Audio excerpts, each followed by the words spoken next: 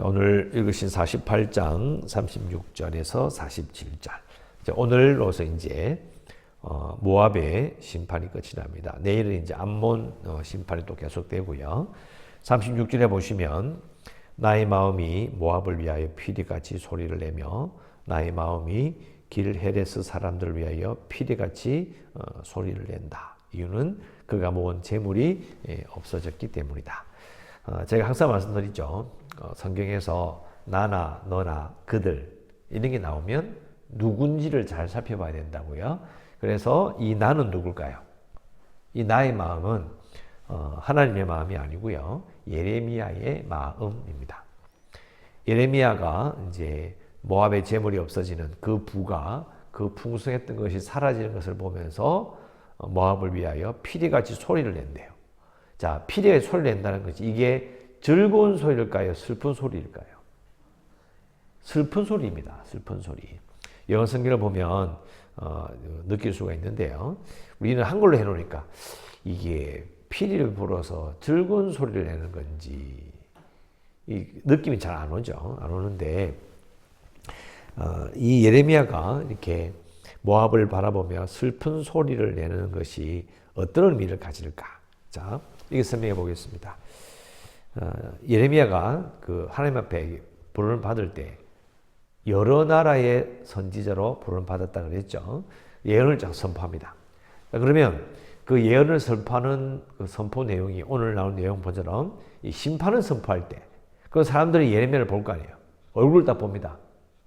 망한다 막 이야기하는데 이 예레미야 얼굴이 막 눈물이 젖어 있어. 그 슬퍼.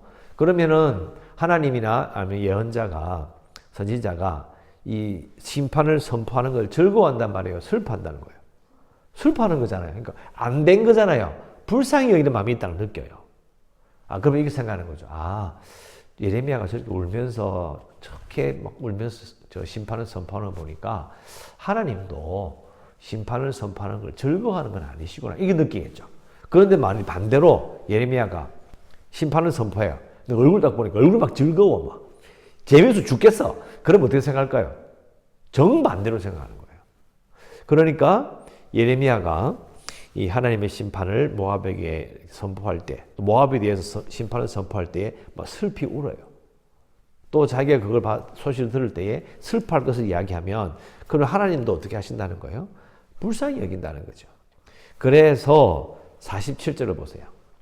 47절 끝을 보면 그러나 내가 마지막 날, 이 내가 누굽니까? 하나님이시죠. 마지막 날에 모압의 포로를 돌려보내리라.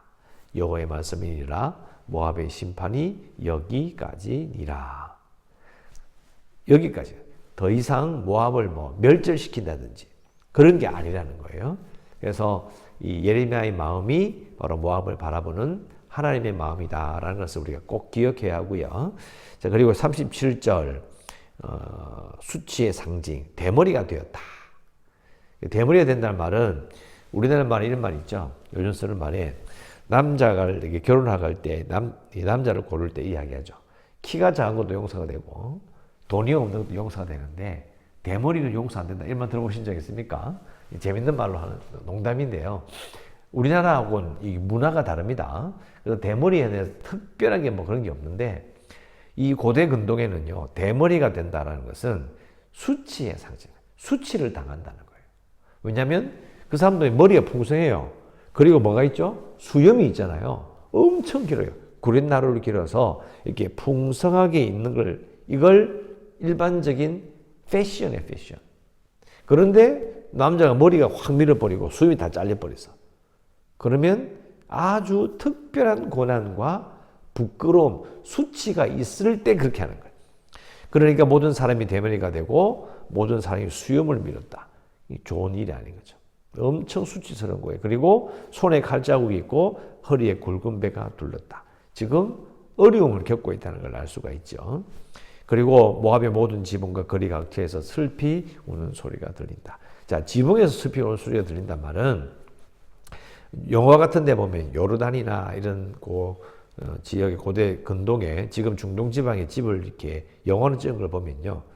지붕이 다닥다닥 붙어 있어요. 더우니까 사람은 보통 밑에 자지만 지붕으로 다 연결돼요, 사람들이. 그러니까 사람들이 만나고 이야기를 어디서 하느냐면 집에 들어가서 이야기하는 것이 아니라 지붕 위에서 만나서 이렇게 이야기를 하는 거예요. 그러니까 사람들이 모여있는 자리에서 어떻게 해요? 슬피 우는 소리가 막 들리는 거예요. 슬픔이 있다는 걸 알 수가 있고, 또 내가 모압을 마음에 들지 않는 그릇같이 깨뜨렸음이라. 자, 마음에 들지 않는 그릇을 깬다.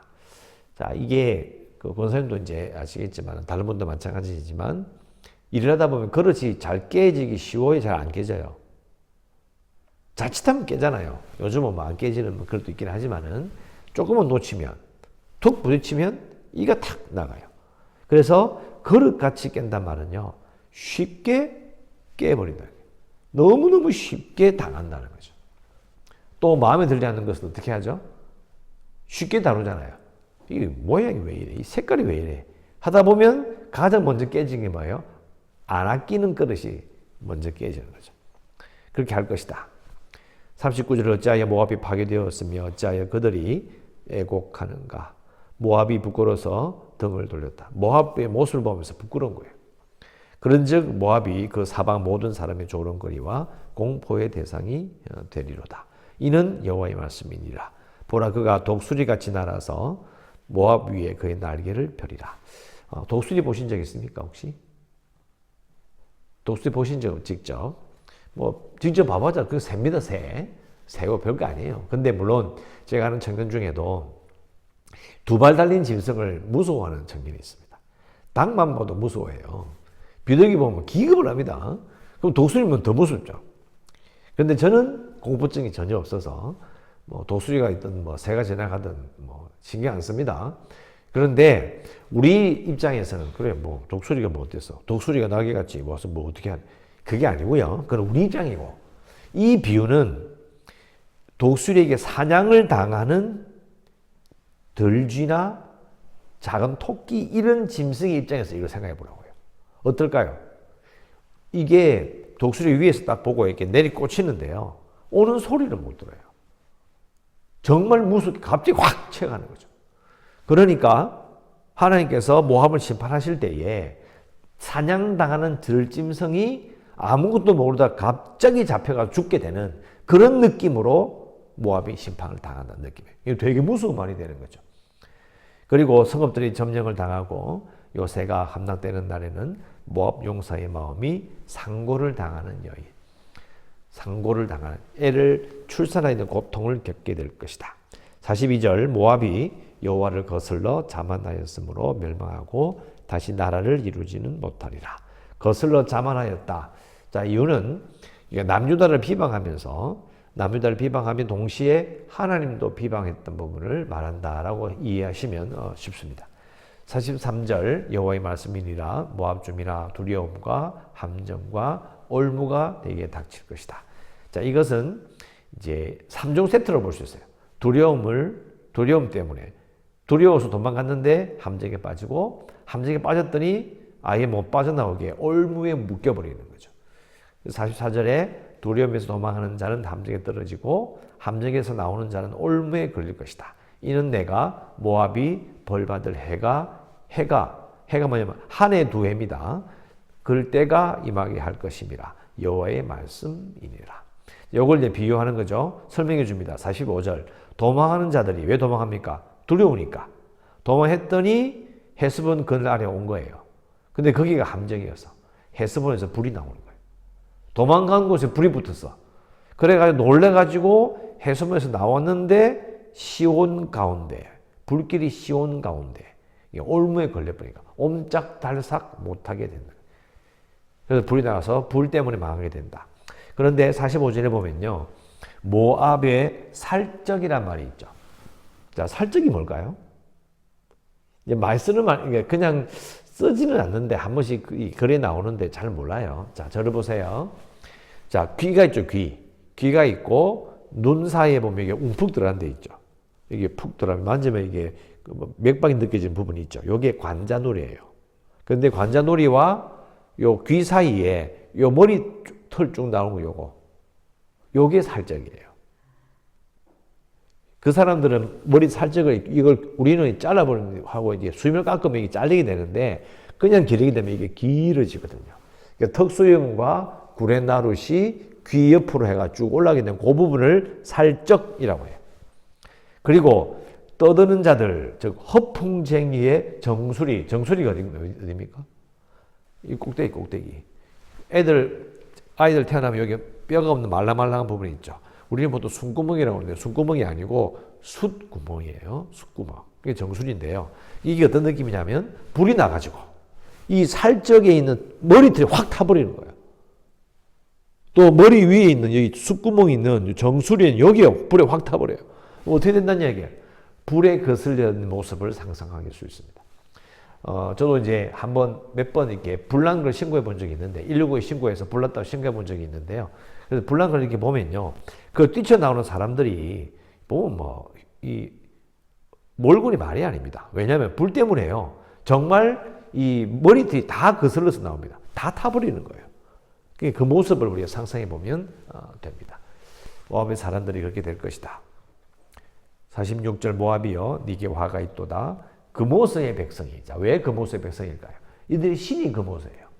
잘 사니까 포도농사 잘 되니까 얼마나 거들먹거리는지 몰라요. 그래서 딱 대놓고 이야기하는 거죠. 금오스의 백성이 망하였구나.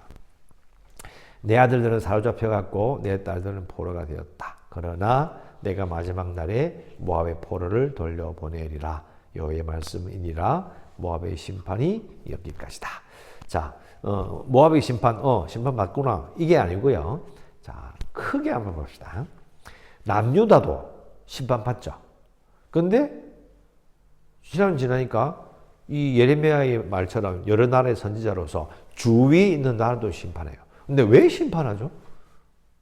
남유다는 분명한 이유가 있어요. 율법을 지키지 않고 하나님의 약속을 어겨요. 하나님의 백성으로서 제대로 살지 못해서 이유가 있어요. 그런데 모압을 읽어보면 우상 숭배했고 그 다음에 교만했다.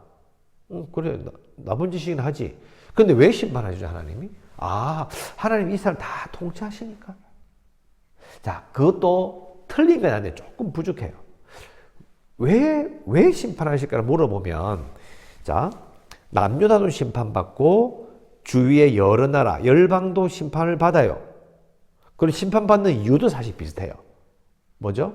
우상숭배와 교만이에요. 자, 그러면 이걸 어떻게 이해해야 되느냐? 출애굽기 나오잖아요. 제사장 나라예요. 남유다가 제사장 나라로 이스라엘이 부름받았죠? 그럼 주위 나라들은 뭘로 부름받았어요? 예배자로 부름받은 거예요. 그러니까 남유다도 제사장 나라로서의 사명을 감당하지 못해서 심판받는 것이고 주위 나라도 하나님을 예배하지 않으므로 심판받는 거예요. 그래서 심판의 내용이 비슷해요. 교만과 우상숭배예요. 남유다도 교만하고 그리고 동시에 또 우상숭배 똑같아요. 사실은 제목이 거의 비슷해요. 그러니까 제사장 나라도 다른 여러 나라도 하나님을 예배하지 못했기 때문에 심판을 받는 거예요. 단순하게 이 남유다를 괴롭혀서 아닙니다. 또 하나님께서 통치하시니까 그것도 아닙니다. 그게 틀렸다기보다는 정확하진 않은 거죠.